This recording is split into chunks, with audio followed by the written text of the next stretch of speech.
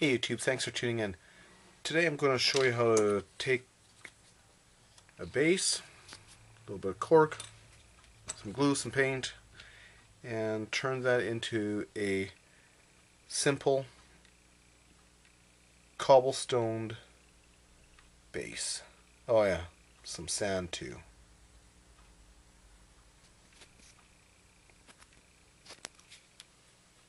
First thing, you gather your base. I pre-prime all my bases. When I have a pile of them, I just prime them all. A piece of cork. Have some glue. I'm using yellow carpenter's glue at this moment just because it's a little bit stronger than white, and I don't need something that dries clear at the moment. And a simple, inexpensive wood clamp. You can, of course, just use something with some weight as well to sit upon it when the glue dries.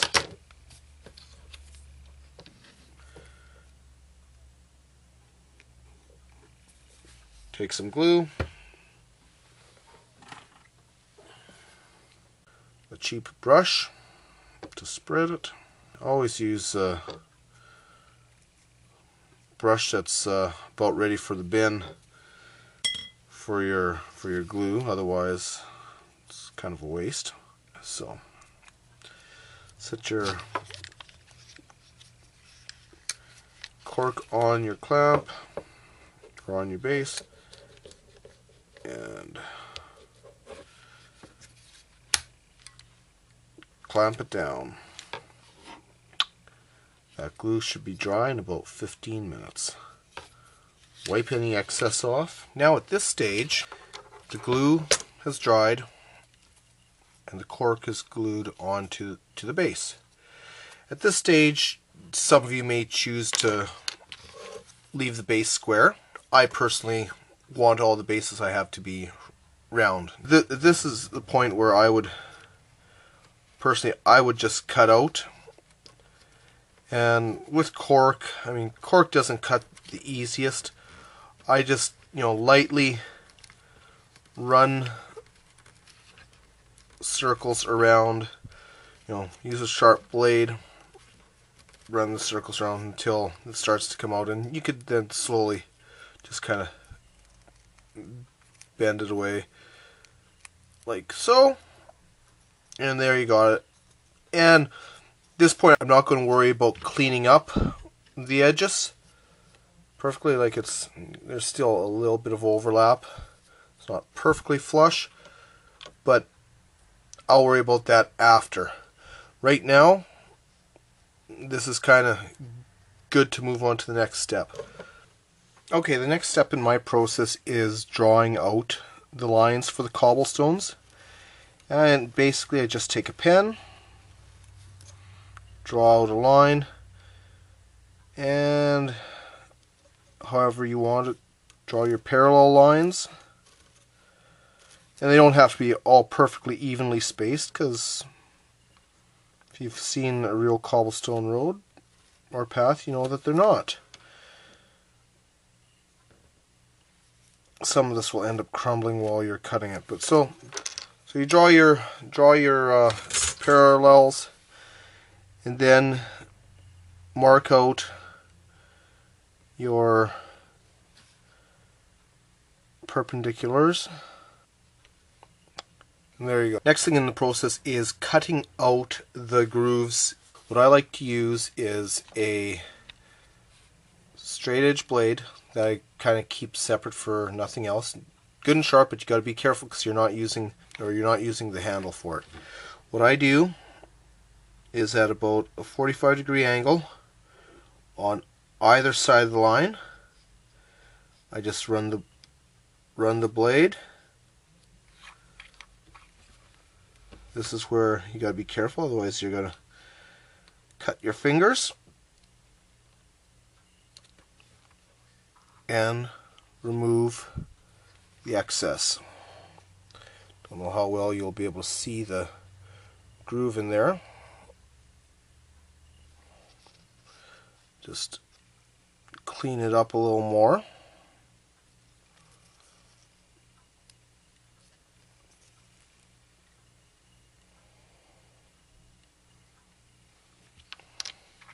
and I'll carry through with the other diagonals. Next in the process is to cut out your diagonal lines. You need a really sharp blade, and you have to just do it very light and even slow strokes on each diagonal line. The reason you have to do this is because if you push too hard, you'll end up taking out big chunks of cork. I mean, it may lend to a good effect in some cases where the stone in the stone has been broken, but I would prefer to make it look good first and then kind of detail, weather, if you will, each stone afterwards. If you want to, put a pit in the middle or something. But again, this is how I make my cobblestone bases. I mean, you certainly may have your own way or seen another way, and if you do, make a video and make a video response to this one, because I always love to see other ways that people do it, because you know what, there may be a simpler or better way than what I'm doing, or just a different way that someone else may like. I mean, there's always new ways to do stuff, and what one person may find easy, someone else may find ridiculously hard or not very practical for them or with the tools that they have. I try to do everything with the simplest tools, or do these videos with the simplest tools available that I have available, which most everyone has access to. That is the carved out base. This is now the stage where I clean up the base on the bottom.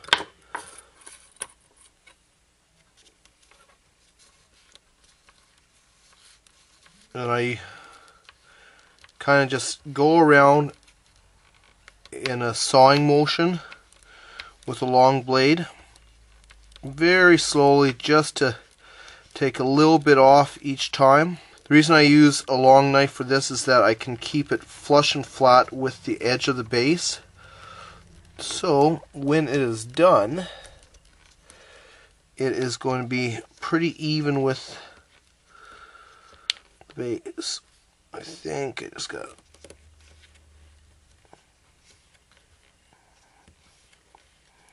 and the taper will match the base's taper. That's now, for all practical purposes, it is done. I'm done doing all the cutting on this. The next step in the making the base process is I will prime it with some gesso. It's basically a primer that is used primarily for priming canvases. You can get it in spray form, but you also can get it in a tube from your art supply stores, like your fine art stores, or places like Michael's. Basically any place that has a lot of art supplies. This mixture that I've made is about 20% water and 80% gesso. Gesso does a real number on brushes, so keep a dedicated brush ready for the bit that you would otherwise toss for priming your gesso, unless you need to do detail. I mean, for your models, you want to use a slightly nice one, but for your terrain, just use a crappy old one that's otherwise garbage, because otherwise you'll turn your good brushes into garbage. Next step in making the base is painting your base coat. I'm going to use, for this chart on granite, you can use whatever color you want your cobblestones to be, because I'm sure cobblestones come in pretty much every single color of stone.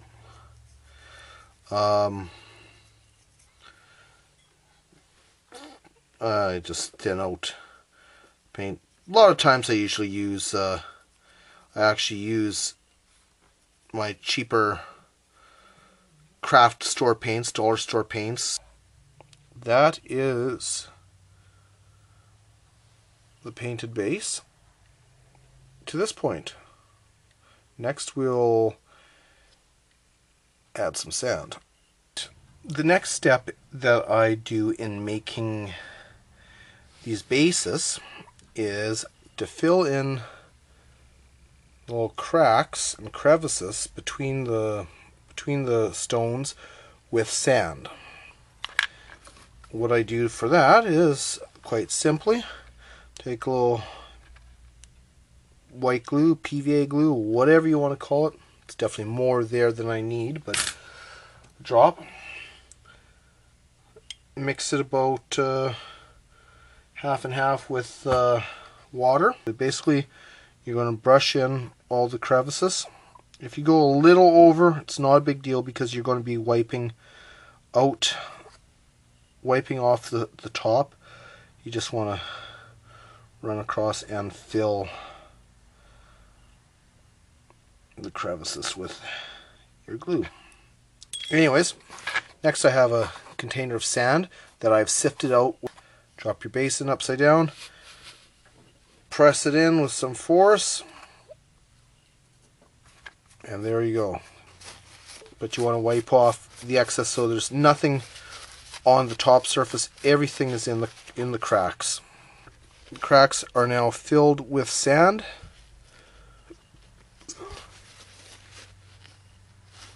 And glue. We'll wait for the next one. Alright, so basically after the glue and the sand has dried, all I do to really finish up the base, not including my final coat of clear coat of like varnish or dull coat or whatever, is to just do a wash of some sort. You can do whatever color you want. Basically a thin wash of gray over it, and you want enough to soak into the sand, and pick up your excess and then let it dry, and you'll be good. And we'll see it when it's dry. Alright, so that's how I make a cobblestone base. Now, you may have your own method. If you do, post a response. Let's check it out. Because there's no one right way. There may be better ways. And my way may not be the easiest. There may be a better way, and I would like to know it. Thanks for watching.